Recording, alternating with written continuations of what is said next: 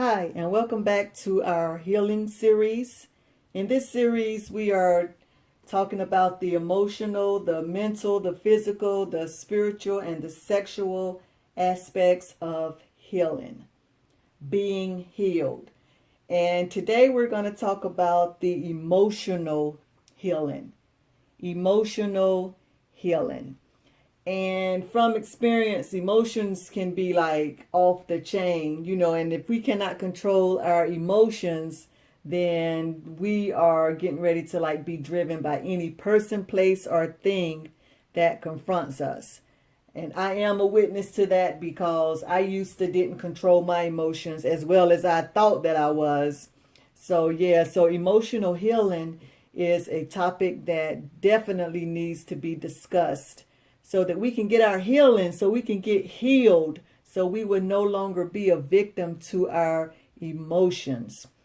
So to start off, I looked up the word emotion, and I used the Webster Collegiate Dictionary as a reference, but I came across the word emote.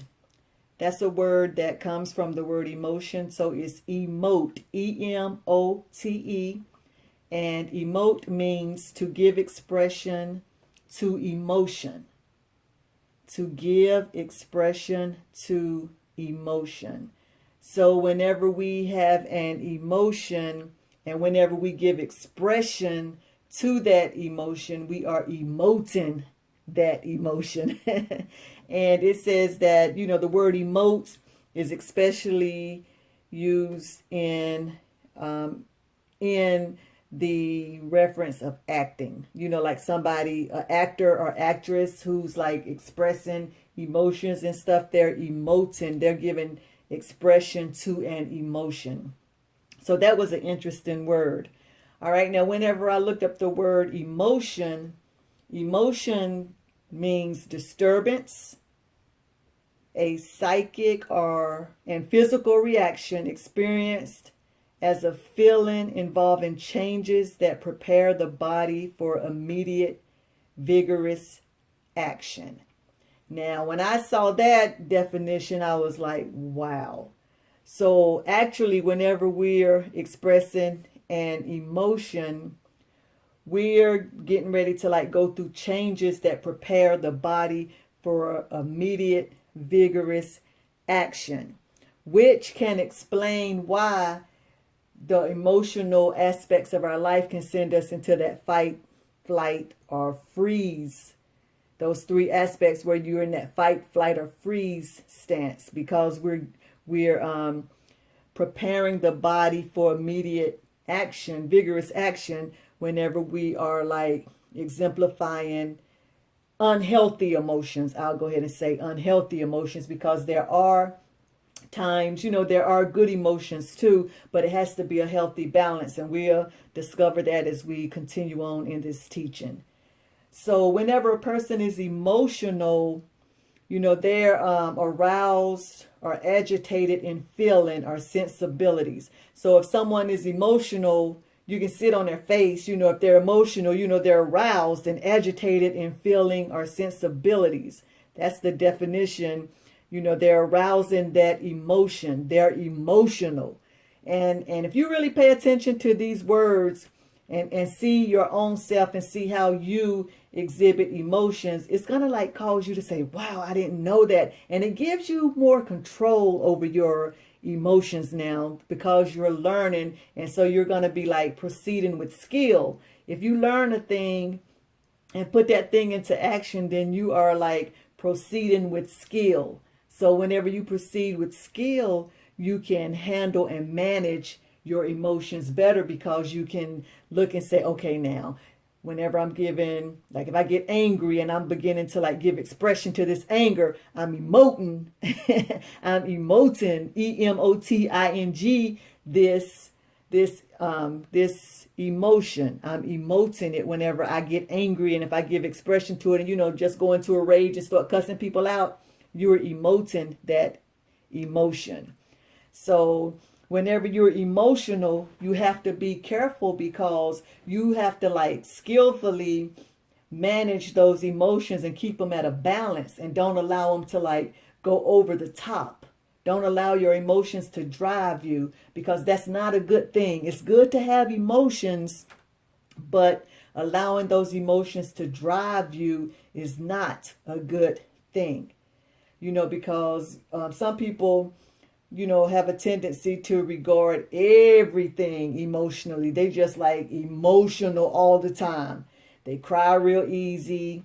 They're always like, just like walking on pins and needles. They're just so emotional. They just give, everything emotions, unhealthy emotions. I'm not talking about you just happy at an even kilter and you just going with the flow, love emotions, happy emotions. Some emotions are good, but a lot of emotions that people walk around with is not good. It's emotionalism. You just extremely emotional, and you just emotionalize everything, just giving quality to every emotion that you could think of, and that's not good. Don't allow these emotions to drive you. Don't give them quality.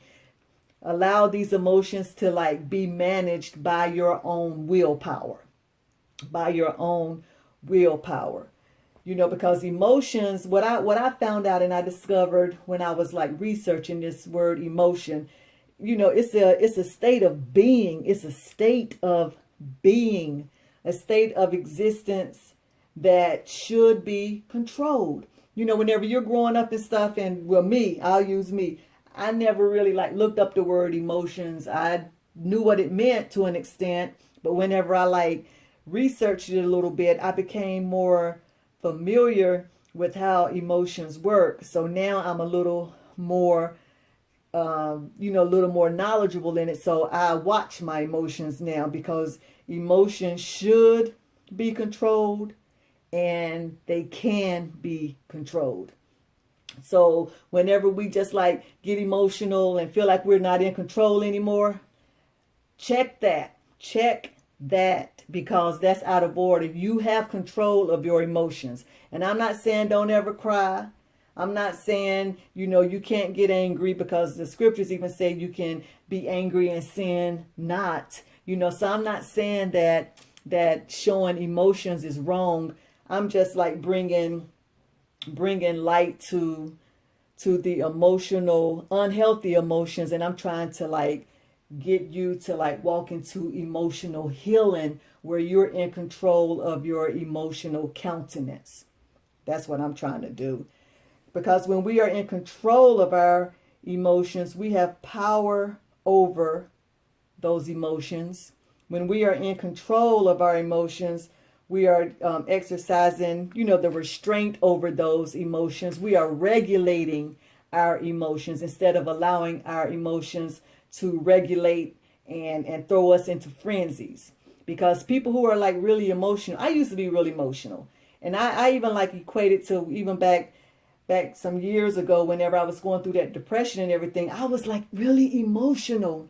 I was emotional, not saying I was crying and stuff a lot, but I was just like my thoughts were just like all over the place, and I was just like feeling all kind of different emotions. I was angry, I was happy, I was bitter, I was sad, and I loved some, it was just all kind of things but all of these emotions were just like reactions from things. It wasn't that I was controlling the emotions. The emotions were controlling me. And I believe that whenever people are like in depression and in different mental states and everything, they go through all of these different like changes, all of these different emotions, even like the bipolar. And as a disclaimer, I'm not a doctor, but I do know what I know as far as the spiritual aspect of things. So whenever people are going through the bipolar, one extreme to the other extreme, and then chemical imbalances, true, yes, they have chemical imbalances. And on the other hand, a lot of people are experiencing these things because of the lack of emotional management on their own behalf.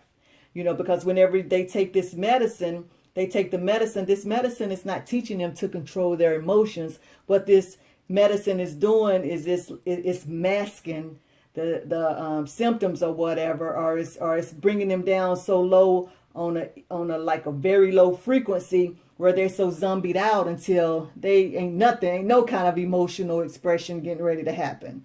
Nothing. If you look at their facial expression, you'll see that their emotion is gloomy, gloomy, it's gloomy, or whatever else, but it's at a very low frequency. So that's what that medicine does. It keeps everything at a very low frequency. That's why when people don't take their medicine and all of their emotions just like come up and they become like all over the place, I've even heard people say, man, they didn't take their medicine. They didn't take their medicine because they're like overactive. They're like totally like out of control. And that's because their emotions are just all over the place. They are not managed anymore by that medicine. And the person in their own will is not managing the emotions either. So they're all over the place. So, we have to be in control of those emotions, because when we are not in control, everything and anything else has the potential jurisdiction to drive a person emotionally, if that person is not in control of their own emotions. And you see that every day. Even in the workplace, you can go into a workplace, and if a person is not in control of their emotions, a coworker can like set you off and then cause you to just like go straight to the left and just totally lose control of your emotions. And then you be done said and done things that you wish you hadn't done. You know what I mean? So you have to like always be in control of your emotions. That's how people say, you kept your cool. You kept your cool, or you held it together. That was good. You held it together, or you handled that situation well. Those compliments are being given to people who are like able to manage their emotions. And whenever someone can't manage their emotions, what people say, man, they was tripping. Man, they know they shouldn't have did that. Man, they just like went off the chain, man. But all of that is expressions of whether or not you are managing your emotions. So yeah, whenever we are not in control, everything and anything else has the potential to drive us emotionally. And those people, places, or things will either reduce the emotional severity, because sometimes we do need to like go into an emotion, like whatever, so we can like take action on something that's normal. You know what I'm saying? I'm not saying just like you just tripping and a bully and you just taking action and control of everything. But I'm saying some things you do have to get a little bit emotional to like take care of what you need to take care of. So, everything can be all right. So if you're allowing everything else to like drive you, you never know, it can reduce the emotional severity of something where you just take no action, or it can induce the emotional crisis whenever it's something that really shouldn't be, like severe. You know what I'm saying? So you have to be the manager of your own emotions and determine when, where, and how you express those emotions, when, where, and how you don't express those emotions. You know what I'm saying? You have to be the manager of your emotions. And that comes from knowing about emotions and how they tick and how they make you tick, and being healed from unhealthy reactions and being healed from unhealthy emotional tendencies. Because it can be done. It can be done. Millions of people have control of their emotions, but so many millions more don't. So you be in that million who has control of their emotions, because we must learn to guide and manage our own emotions. We have the authority. You have the authority. You have been given the authority to manage your emotions. Do not give your authority to any person, place, or thing. And if you have given it away, take it back. Take your authority back. Unapologetically. You don't have to like go to somebody and say, I need to take my power back or whatever. No, you just take it back and let them figure it out. Don't go back and forth. Because if you try to set a boundary with the person, they're gonna 9 times out of 10 kick back, because people don't like boundaries. Well, I'm talking about people who need you to like to like be subservient to them so they can get what they need. I'm talking about those kind of people. They don't like boundaries. So if you try to set a boundary and let them know that you're setting a boundary, they're going to try to manipulate you into dropping your boundary. So how you handle that is you just, in your own mind, in your own will and emotions, you just start walking out those boundaries like they are set, and let them be set. And whenever that person figure out what you're doing, and they're going to kick back, but you got to hold true to what you're doing. You have to hold true and just keep enforcing that boundary. And in a minute, they'll get it. They'll get it. They'll get it. So to proceed further, this was the interesting part, because I looked up the word emotion in the Merit Students Encyclopedia. And I actually have the book encyclopedias. I know a lot of people do stuff online, but I actually have a set of encyclopedias.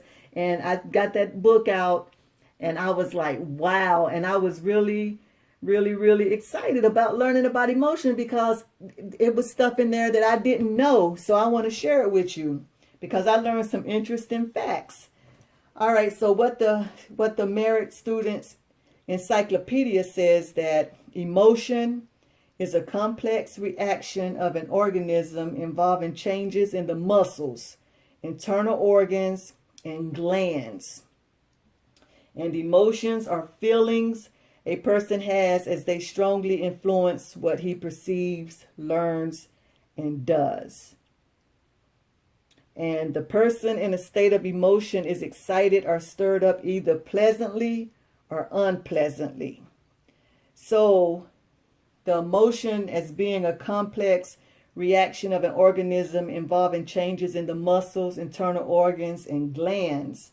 That's kind of what I talked about a little bit earlier when I was talking about how whenever a person is emotional, you can see it on their face. You can see if they're angry. You can see if they're happy, because the muscles will show that emotion. You know, like you'll smile, you'll laugh. You know, if you're angry, you know, your eyes may squinch up and your eyebrows may like get tight together, you know, or if you're stressed, you know, your muscles will tense up and all of this. So, and then your internal organs and your glands, your adrenal gland is affected like greatly whenever you're under a lot of emotional stress, because whenever we can't handle those emotions, it becomes a stressor. It becomes an emotional stress, and that makes you sick. That makes you unhealthy, because it's affecting glands. It's affecting other things that needs to work properly, but these stressors are affecting it, so it becomes an improper, a improper strain on those organs, and then that's how you get your high blood, you get your just all kind of stressors. I'm not a doctor, so I'm not gonna get into some of the results of this. I just know some of the results that I had because of emotional and mental, stressors. So whenever and then the number 2 was that the emotions or feelings a person has, and they strongly influence what he perceives, learns, and does.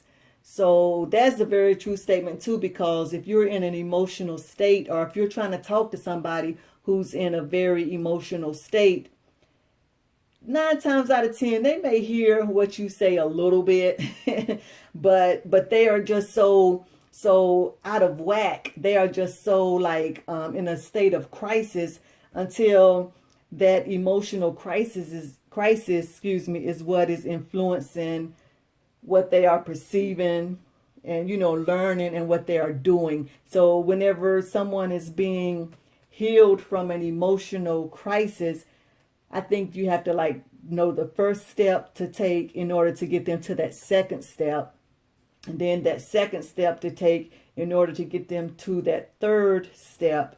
Because I think it's a progression. You can't just say, okay, do this and do this without mending some of the deeper things that's going on in their thoughts. I mean, you have to make sure that their thoughts are going to line up with what you're getting ready to tell them to kind of like level them out. But you just have to make sure that they are able to maintain the leveling, and the thoughts that they have are not going to pull them right back into that stressful mode.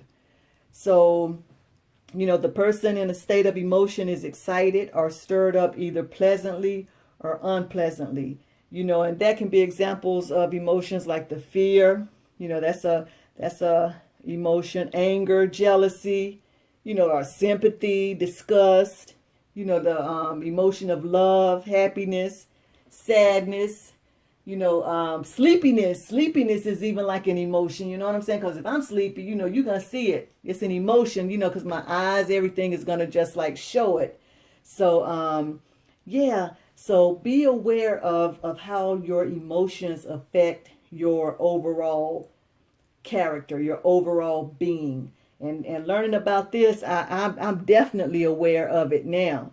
So even in emotional development, the encyclopedia was teaching about how at birth, the human infant seems to be capable of experiencing only the state of general excitement.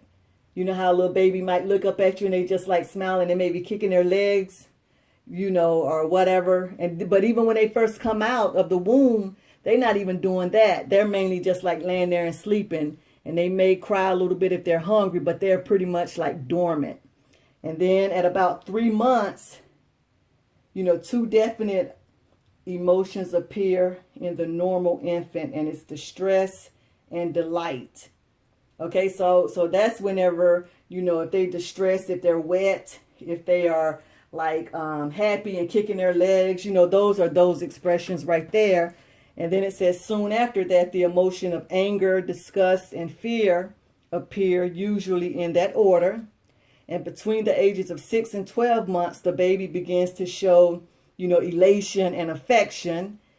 And then most children do not seem to show jealousy until about the 18th month. And then at about 2 years of age, the child begins to learn to control his and her emotions and refine and differentiate them. So I never even like thought of that. I don't have any children, so I don't see those different stages, on an everyday basis. But that was very interesting to me, how even the newborn up until like a certain age and the different emotional development, because it's not there whenever they first come out of the womb. And I have a friend who's a doctor, and she had told me like years ago, like even how with a baby, how whenever you're like, holding and rocking a baby or burping them and rubbing their backs or whatever, they don't even have a capability at that point to even do the bare minimum and even like helping themselves in that way. So that's why the parent have to like be the one to know to do that stuff, because the baby can't even like express that stuff at that point.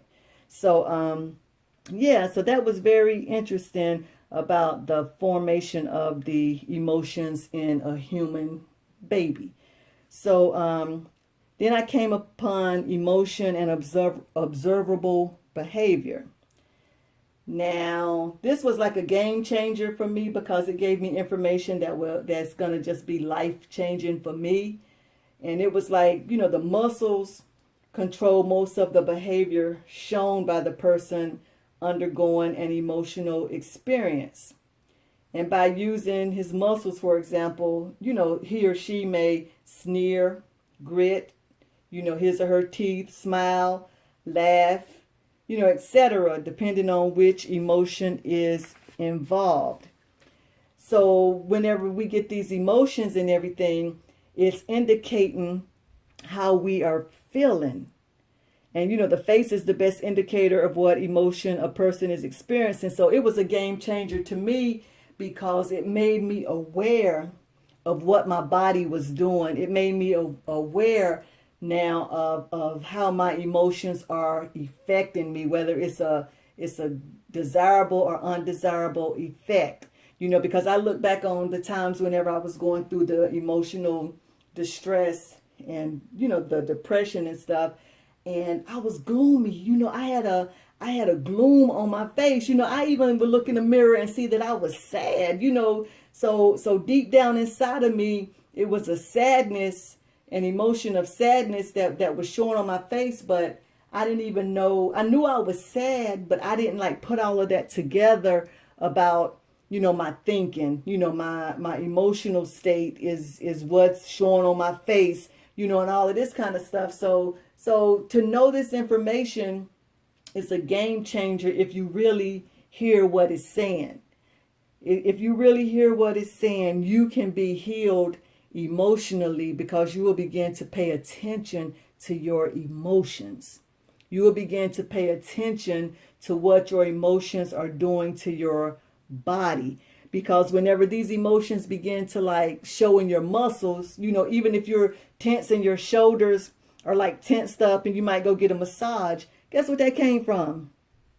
That came from emotional stress. It came from emotional stress. Your muscles are tensed up. Now, I'm not saying if you had like a injury, if you playing sports, or maybe if you're sitting at a desk, like hunched over. I'm not talking about those outside forces that cause, muscle tension. I'm talking about whenever you get knots and stuff in your body, or whenever you have to go and let somebody like massage your body back out because your body is like just tensed and stressed up. It's coming from your emotional health. It's coming from that emotional health. Because it said back here in the encyclopedia that the emotions show in the muscles. The muscles, what was it? The muscles, the glands, and the internal organs. So emotion is a complex reaction of an organism involving changes in the muscles, internal organs, and glands. So whenever we have like tense muscles and all that kind of stuff, we need to check our emotional state. And our emotional state is going to be a side effect of what we're thinking. It's going to be a side effect of our mental state.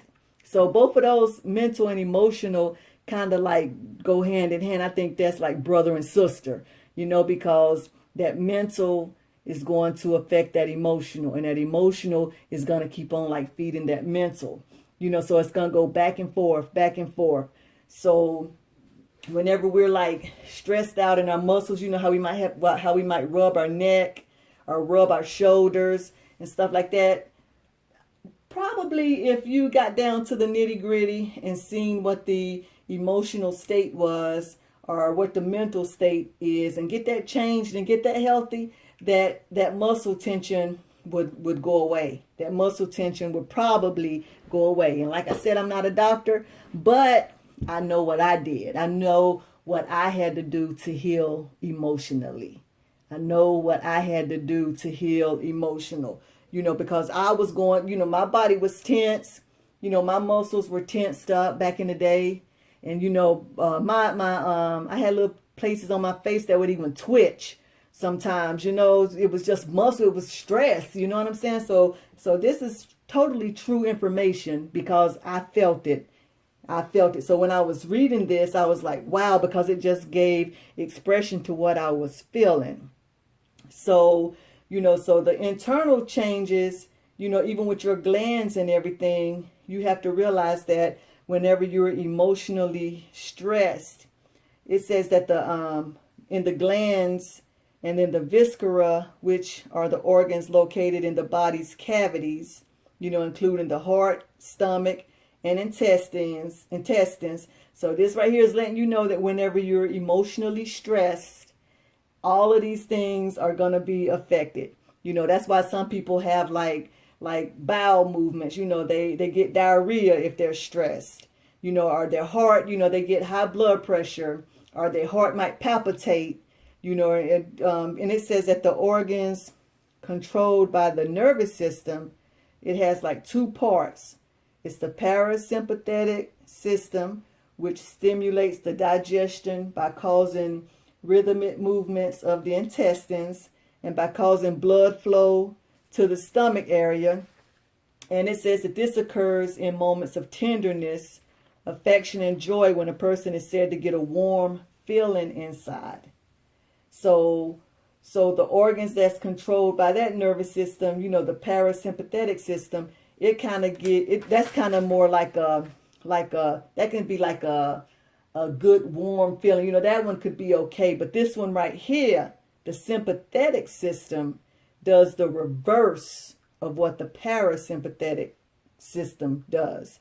Because in the sympathetic, digestion is inhibited, the blood is channeled to the brain and muscles, the sugar level in the blood is raised, the person breathes more rapidly, and perspiration is likely. And so, and these changes prepare the body for action, either attack, defense, or flight.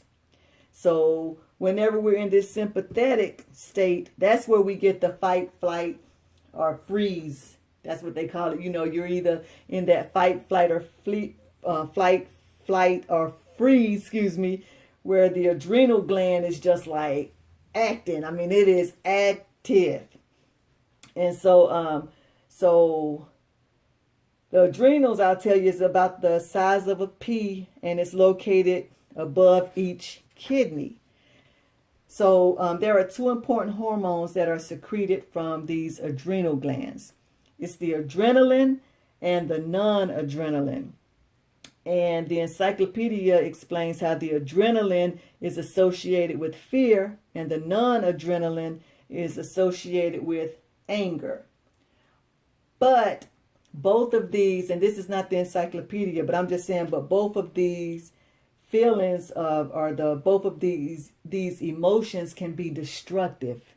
Both of these emotions can be destructive. Because even with anger, the non-adrenaline, anger and everything, you're not going to perspire. Probably if you get angry, if you're burning with rage, you probably not going to perspire and stuff like that. But that anger begins to eat at you, because it becomes hidden. It's a hidden anger, a hidden hate, so it's still doing like much damage. Now the adrenaline that's associated with fear, that one does a lot of damage, because you get your heart palpitations, you get your tension, your hypertension, and that can happen with your anger too. So both of these adrenalines are still like toxic, because these the adrenaline speeds up the heartbeat and the breathing.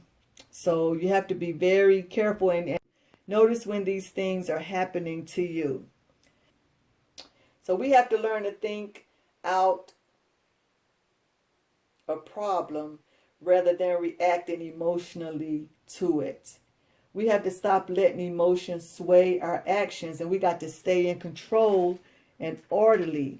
We have to remember that our emotions should exist in moderate degrees. And as it, when they exist in the moderate degrees, we as individuals can manage ourselves properly and orderly.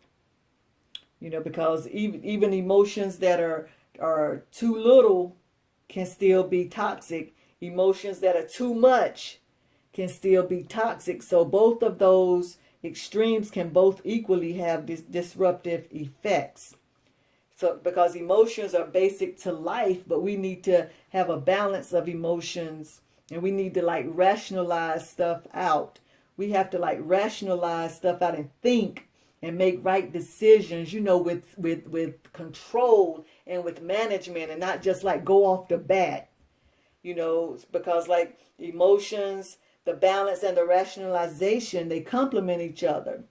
So so let's get emotionally healthy by understanding emotions and how they work, because that right there is like a life-changing skill. And if we learn how to manage those emotions and put that management in practice, then we got something right there. So thank you for listening, and thank you for watching, and stay tuned for the next episode, the next series. Thank you.